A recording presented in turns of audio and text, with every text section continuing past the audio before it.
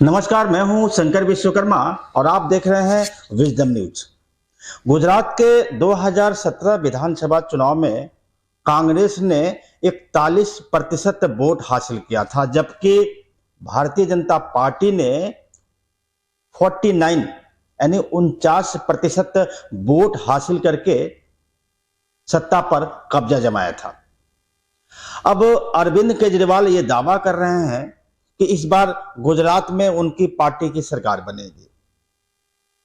उनके दावे में कितनी सच्चाई है ये तो खैर बाद में पता चलेगा, लेकिन एक बात यहां यह समझ में नहीं आ रही है कि 2017 के विधानसभा चुनाव में महज 0.1% वोट हासिल करने वाली पार्टी के मुखिया अरविंद केजरीवाल कैसे दावा कर रहे हैं? क्या कांग्रेस का 41% वो हथिया लेंगे या बीजेपी के 49% में घुसेंगे? हम विस्तार से बताएंगे अपनी रिपोर्ट में। जिस आम आदमी पार्टी ने 2017 गुजरात विधानसभा चुनाव में मात्र 24,900 वोट हासिल किया था, आज वह सरकार बनाने के सपने देख रही है।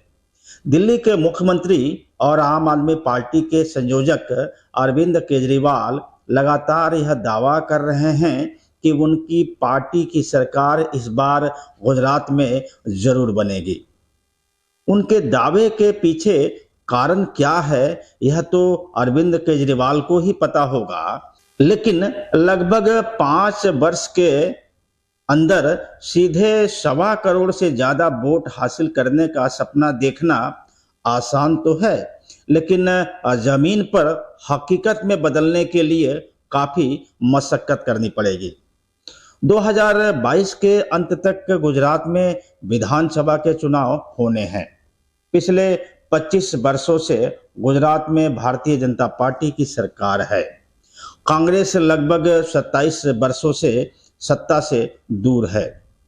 कांग्रेस ने भी वहां एड़ी चोटी का जोर लगा रखा है।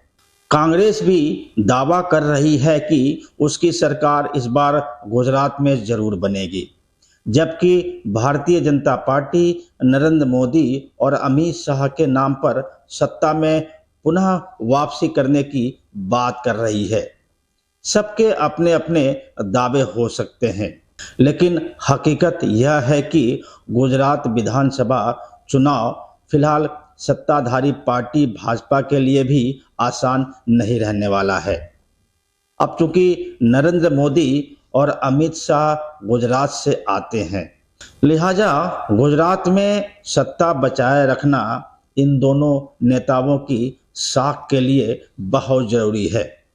किसी वजह से भाजपा गुजरात में सरकार बनाने से वंचित रह जाती है तो पूरे देश में उसका संदेश गलत ही जाएगा।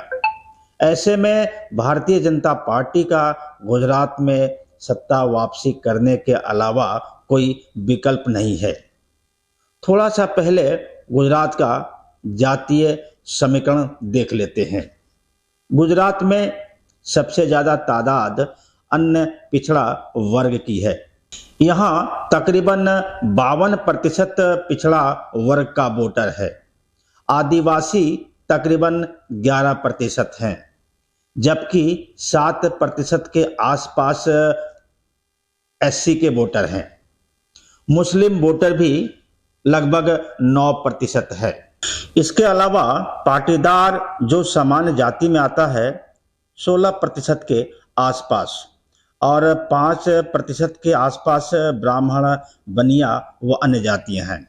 यानी ओबीसी वोटरों को जिन्होंने साध लिया उसकी जीत गुजरात में सुनिश्चित है। दिल्ली में अरविंद केजरीवाल को ऐसे ही वोटरों ने जीत दिलाई थी जो छोटे मोटे काम या दिहाड़ी मजदूरी करने वाले हैं। लेकिन सबसे बड़ी बात यह है कि अरविंद केजरीवाल भाजपा का विकल्प कैसे बन पाएंगे। अगर 2017 विधानसभा चुनाव की बात करें तो बीजेपी को तकरीबन 1,47,00,000 वोट मिली थी, जबकि कांग्रेस को तकरीबन 1,00,00,000 40 लाख के आसपास वोटें मिली थी। प्रतिशत की बात करें तो 2017 में बीजेपी ने 49% वोट हासिल किया था, जबकि कांग्रेस को 41% वोट मिले थे। ऐसे में सवाल यह पैदा होता है कि अरविंद केजरीवाल किसका वोट अपने पाले में करेंगे। 2017 में 0.1% वोट पाने वाले आम आदमी पार्टी के नेता अरविंद केजरीवाल किसके प्रतिशत में सेंध लगाएंगे। हालांकि अभी कुछ महीनों से अरविंद केजरीवाल गुजरात में लगातार घूम घूम कर लोगों से मिल रहे हैं। हाल ही में उनका एक वीडियो वायरल हुआ है, जिसको लेकर तरह तरह के कमेंट आ रहे हैं। कुछ लोग इसे नौटंकी बता रहे हैं तो कुछ उनकी प्रशंसा भी कर रहे हैं। जरा एक बार हम भी आपको वो वीडियो दिखा देते हैं। मैंने देखा है कि सभी नेता चुनाव के पहले दलितों के घर खाना खाने दिखावा करने जाते हैं। हाँ सर। आज तक किसी नेता ने किसी दलित को अपने घर नहीं बुलाया खाने के लिए। नहीं। आप मेरे घर आओगे खाने के लिए? हाँ सर, पक्का। अब अरविंद केजरीवाल के इस वीडियो के बाद उन्हें नौटंकी बताने वाले लोगों की संख्या कम नहीं है और न ही ऐसी नौटंकी करने वाले नेताओं की कमी है। हर पार्टी के नेता वर्षों से इस तरह का काम करते आ रहे हैं। कभी दलितों के यहाँ भोजन करना, कभी दलितों के यहाँ सोना।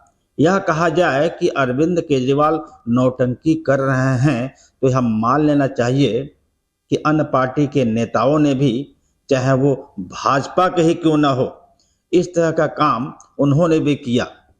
अगर अरविंद केजरीवाल के इस वीडियो को नौटंकी मान सकते हैं तो सभी नेताओं के द्वारा किए गए ऐसे काम को भी नौटंकी मान लेना चाहिए। बहरहाल बात एक बार फिर गुजरात की। वहां दो ही पार्टियां मुख्य हैं, भाजपा और कांग्रेस। कुछ छोटे मोटे दल भी हैं। मुख्य लड़ाई में कांग्रेस और भाजपा ही रहती हैं।